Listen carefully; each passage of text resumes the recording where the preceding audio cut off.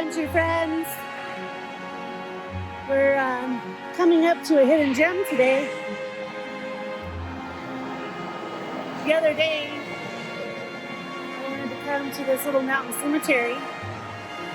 The mountains are beautiful today. Very early spring day. But the cemetery is locked. So I called the town and couldn't get an answer. But they left a message. They sent me the code. So that was really cool. So we're gonna go up this little ridge over here. Right next to this very busy highway. We're gonna go see this little hidden pioneer cemetery. It's a doodle adventure today.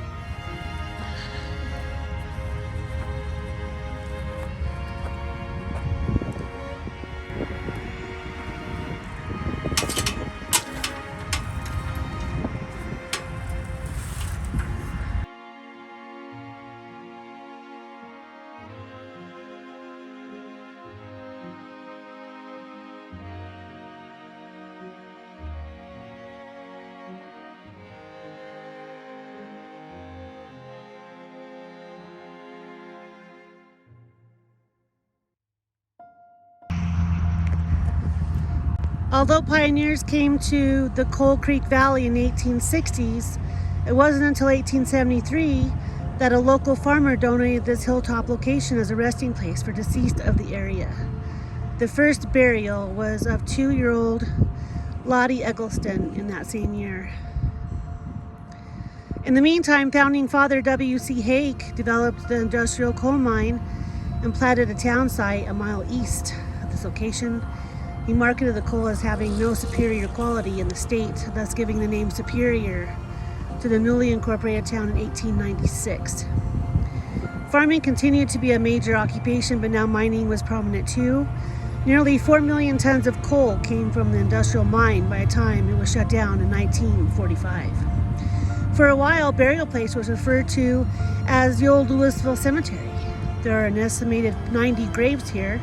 55 are known of, 32 stone survive. The last burial was in 1949 when George Shockey was interred here.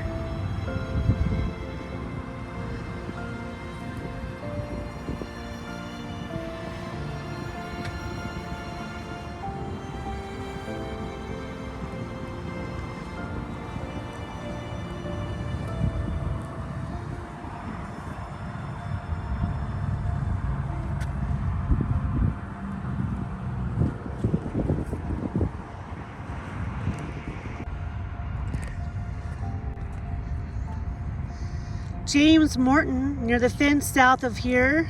So we'll go look up there. Here we go. He's right there. Lies James Morton, veteran of the American Civil War. Although a recent immigrant from England in 1860, he enlisted in the 142nd Pennsylvania Infantry in 1862.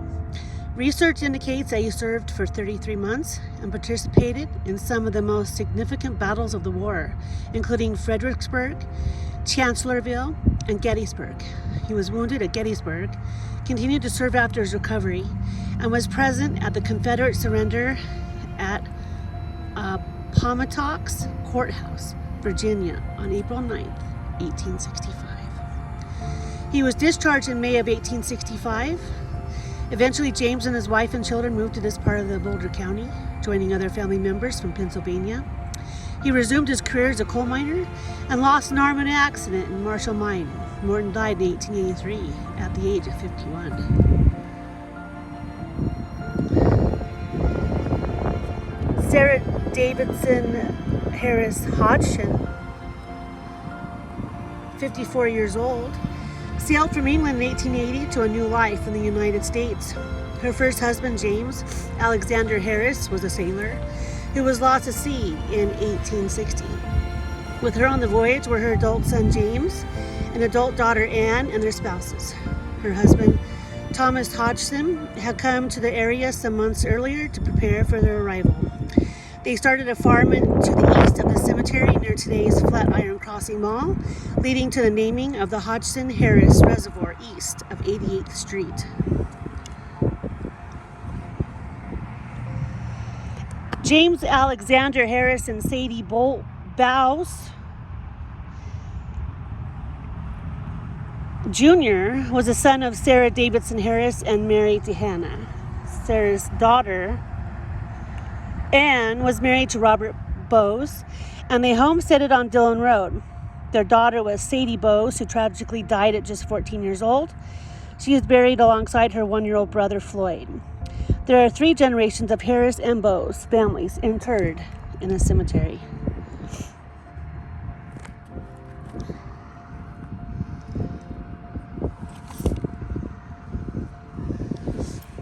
Jake at Wolverton, to the west of the cemetery, look for another headstone like Morton's but with no inscription. This is the resting place for the Jacob Wolverton, originally from Dixon, Illinois, who served in the 13th Illinois Infantry in 1861-1862. It is not known exactly why the lettering was removed. The brass plaque was acquired through the Veterans Administration by Jack R. Box and installed by him in 2007. This is a photo showing 9 members of the family of George Washington Eggleston. The handwritten caption on the back reads, Mr. Geo Eggleston, Coal Creek Pioneer. George was Lottie Eggleston's uncle. Photo, circa 1870. Lottie Eggleston, the pioneer family of Charlotte Lottie Eggleston, had large landholdings to the west of original Superior along Coal Creek. She was a daughter of Albert Lawrence and Angeline A. Eggleston. They followed A.L. brother George Washington Eggleston to Colorado and the Coal Creek Valley in 1864. George's wife Sarah and daughter Bessie started the first school in the Superior area in the 1880s. We do not know the reason for Lottie's passing at the tender age of 2 years and ensuring burial here in 1873. A.L. died in 1919. Also is interred in the cemetery.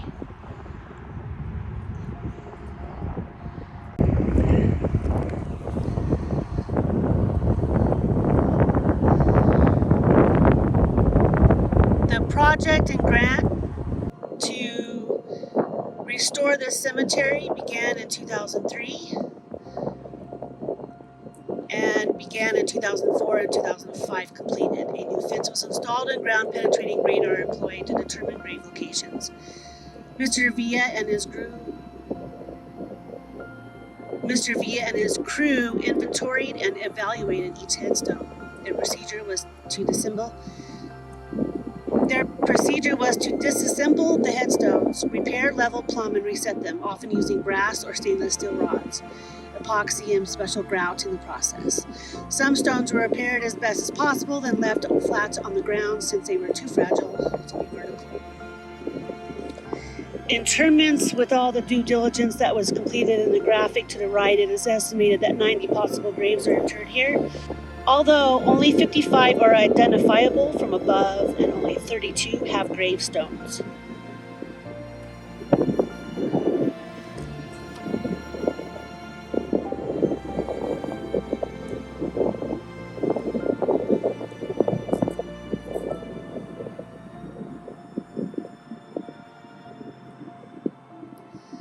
During the approximately 76 years of operation, the people who are interred here give us a glimpse of what life was like during the years of use.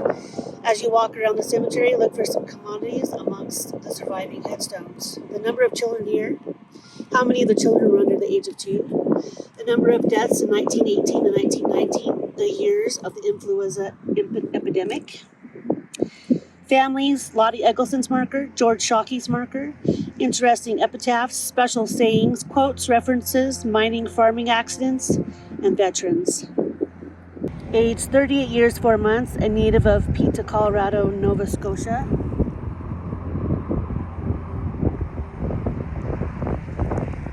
A loving father, a husband dear, is buried here. Alas, how changed that lovely flower, which bloomed and cheered my heart.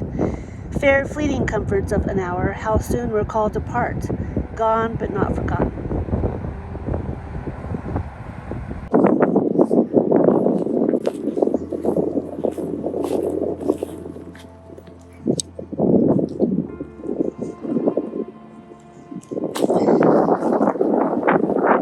Here is William Clark.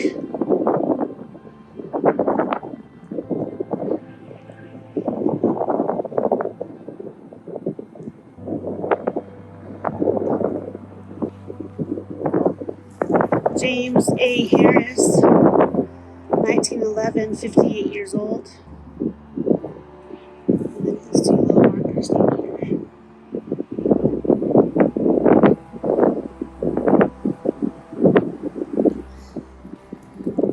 Here's Sarah Davidson Harris Hodgson, 1826 to 1892.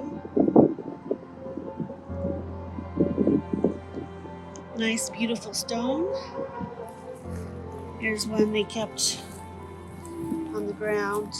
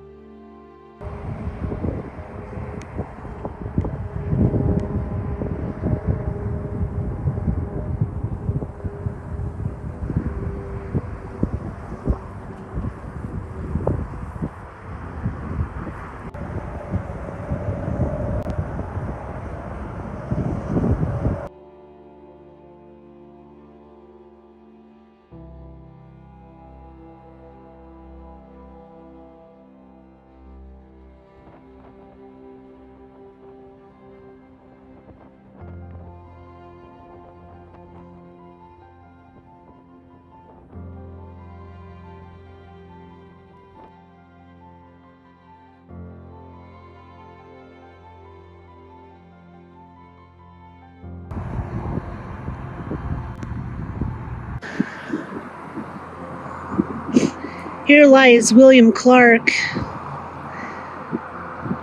He passed away at 38 years old in 1880, April 23rd. The pin in his shotgun came apart that holds the barrel and the stock together, and it hit the ground. Both barrels went off into his abdomen.